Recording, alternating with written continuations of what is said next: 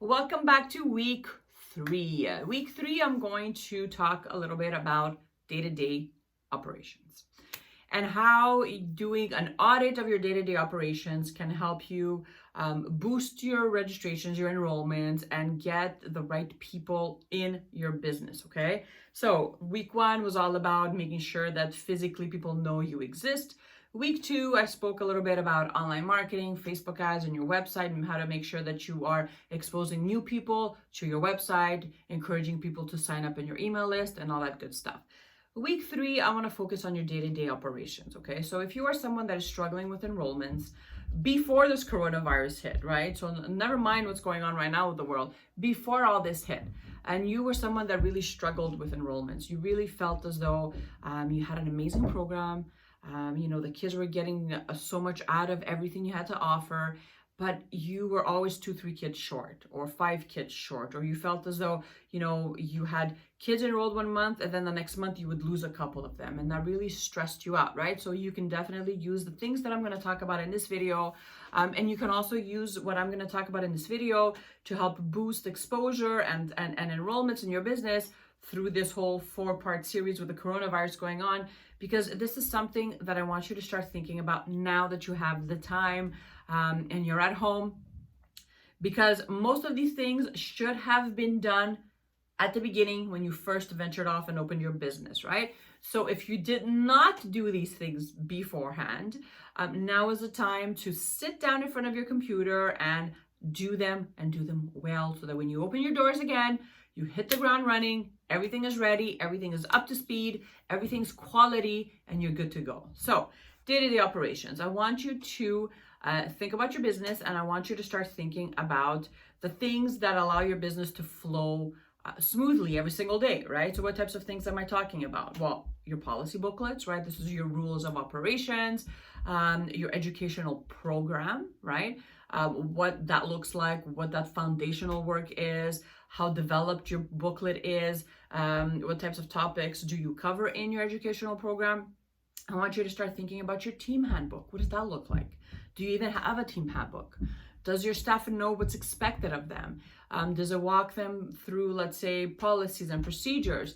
Does it make them feel supported? Do they know what they have to do? Let's say if they have to administer medication, or if there's an emergency, or let's say they have to call in sick, right? Do they know what's expected of them, right? Make sure that all this is done now, so that when you are ready to open your doors, all you need to do is have a staff meeting and update everybody on the changes you made. So another thing I want you to start thinking about and really perfecting is your tour procedure. So a tour procedure is basically when someone calls you or emails you and sets up an appointment to visit your center or your home daycare. What does that look like? Do you have a procedure? Is there a form that they fill out? Is there a survey that you give them, let's say, after the visit is done? Is there a time limit that you need to hear by them, before you give the place to somebody else? What does that look like, right? Let's say you're not in the center that day and someone walks in. What happens? Is your staff trained to give tours the way you would give a tour, right? Really start thinking about these things. It's really important, especially if you are working on boosting exposure. Chances are that you're going to get more tours booked, and you want to make sure that every tour you give, you convert your prospect into a customer. Every time. So start thinking about your tour procedure and how you can make it better. And your hiring process as well. So a lot of people, I spoke about this before in one of the other videos, a lot of people are not going to come back in your center. So this goes for your customers, but it also goes for your staff. A lot of people are going to be really stressed out and really anxious after all this is over. And maybe, let's say their spouse lost their job, or maybe they have to move somewhere else, or whatever their circumstances are. Don't expect everything to go back to normal as soon as you open your doors, because it will not. It's going to take some time to rebuild everything again, right? So make sure you have a hiring process in place. Maybe you want to be placing some Facebook ads here and there just to kind of encourage people to, send you resumes. Maybe you want to have like a pool of resumes ready to be looked at once you open your doors, right? Or once you get that phone call that says, guess what, I'm not coming back when you open your center, I'm going to stay home with my kids, or I found a job somewhere else, or whatever the case is, right? make sure that you are prepared in advance. So a hiring process, again, just like anything else in your business, you need to have some type of procedure in place, from where you find your candidates to where you place your ads, to when you do your interviews, the questions that you're going to ask, the types of documents they'll need to have, what your 3-month probation looks like, have their contract ready. Just make sure everything is in place for your onboarding process. Automations. Now is the time I want you to start thinking about automations, okay? Think about communication apps you can implement in your business, right? There's a ton of them out there. All you need to do is Google communication softwares like Hi Mama and all those, Class Dojo or whatever you use, and you'll find like hundreds of them on Google, right? It's such an exciting time to own a childcare business. Because everything is so accessible. Everything has been created to make our job so much easier and to make our customers' experience so much better. So start thinking about that. Is it something that you always wanted to implement in your business? Now is the time. Do the research, educate yourself, start looking around for prices. What does that look like? What do the apps look like, right?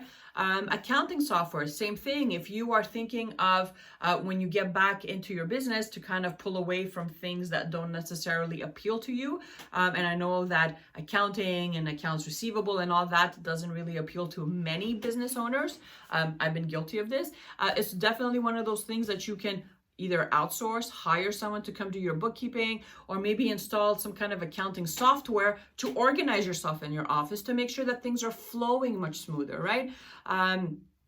Email sequences and marketing strategies. Again, take this time to double down on things that are working. So once you've done all this work in week 2, where you did like an audit of your marketing strategies, of your website, of your social media platforms, and you're starting to collect emails, well, what do you do with those emails, right? You can't expect someone that placed their name on your email, let's say 2 years ago, let's say you call them next week and say, hey, remember me? I have a place in my daycare. Do you want to come register your kid? That's not going to work, right? So you want to make sure that you are nurturing that relationship and that you're connecting with people. So it's a good idea to have some type of email sequence in place that you can write right now once beforehand and kind of automate it in the back end so it can be sent automatically to people that sign up for your email list. So for example, I come on your website and your pop-up form pops up. I decide to put my name on your email list. Once I do that, your system automatically sends me, welcome to our, let's say, welcome to 5-Star Preschool's email list. We're so happy that you found us. Let me take this chance to give you a virtual tour of our center. Click here. Make sure you join our Facebook group for potential customers. Click here. Make sure you follow us on social media.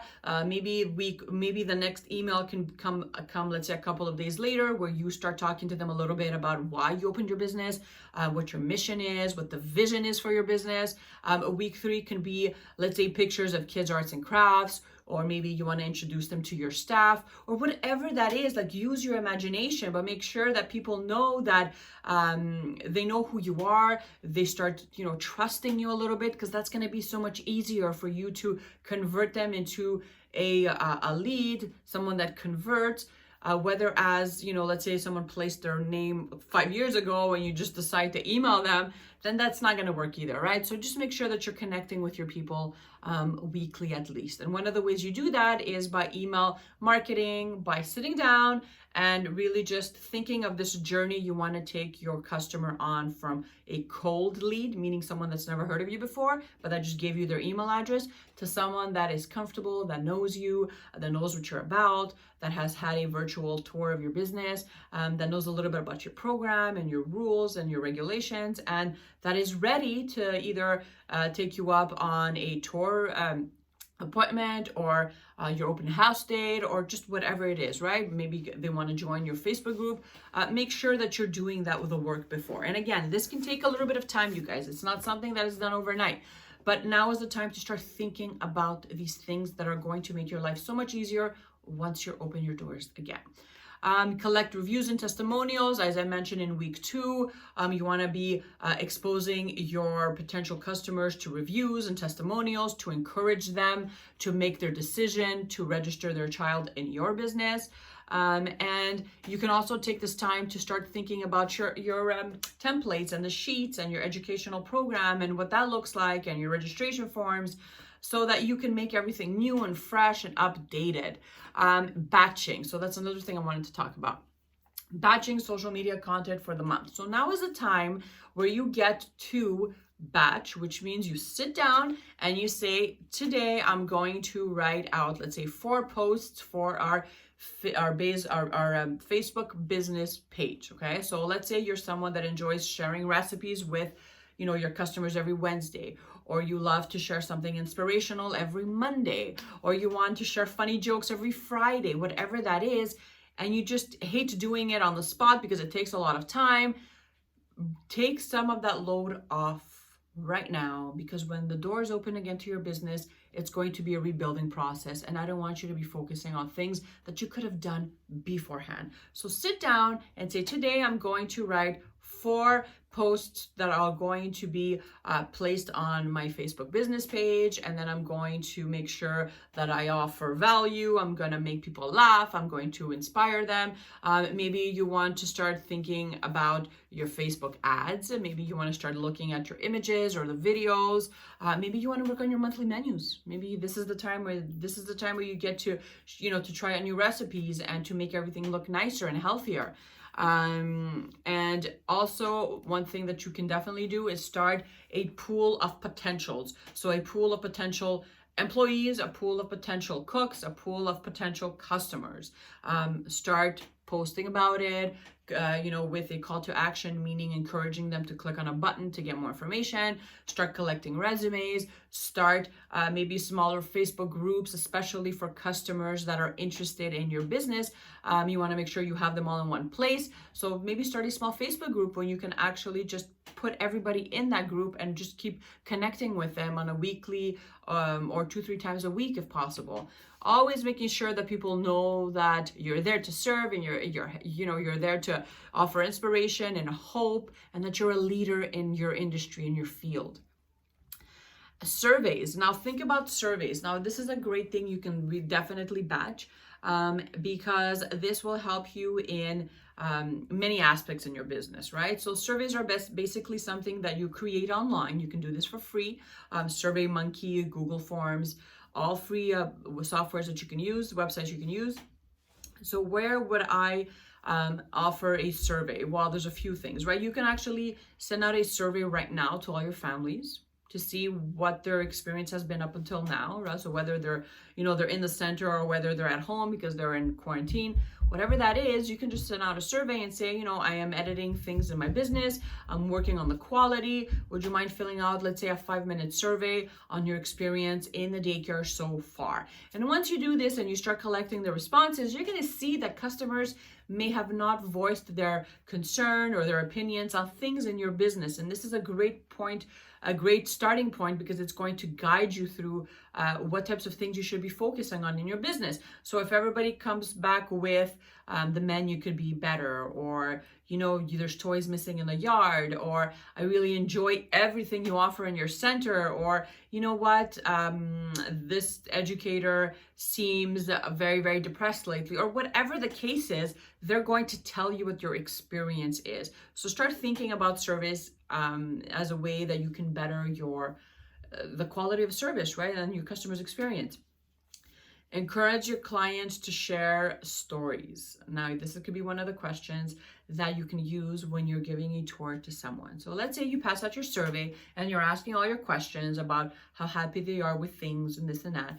And then you ask them to fill out a section where the question is, would you mind sharing a story that you experienced while your child was in our daycare, right?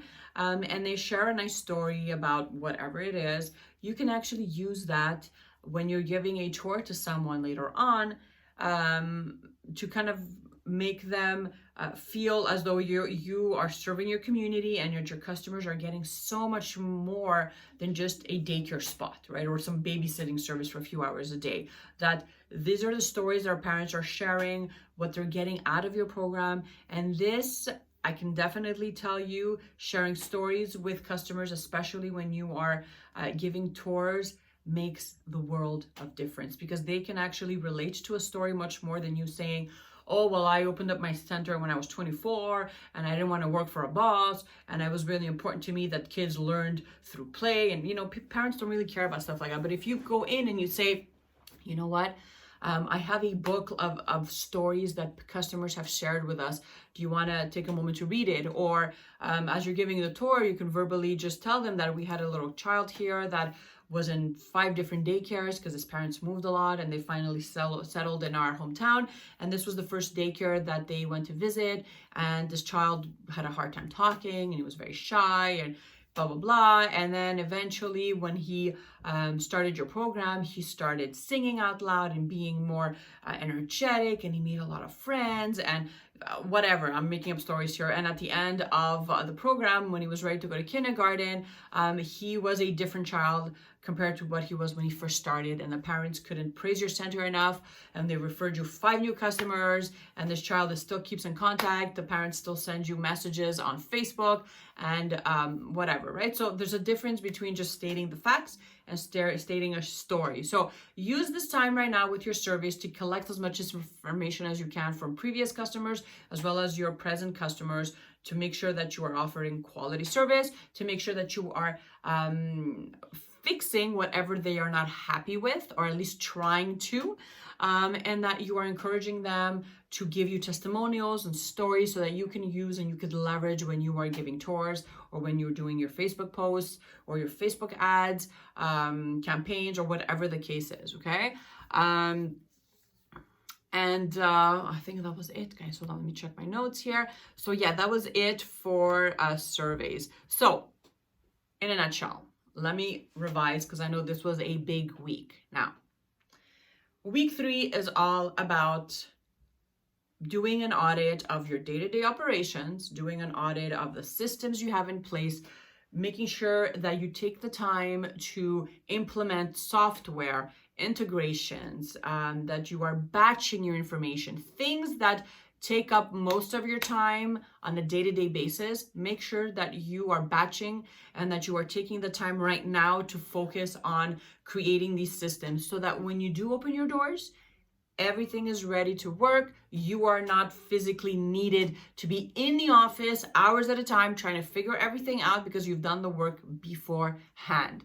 I'll post a link of the workbook under the video. If you have any questions, let me know as well. And I will see you guys again next week, week 4, where we are going to tackle our 4th subject on how you can increase exposure in your childcare business. Bye, guys.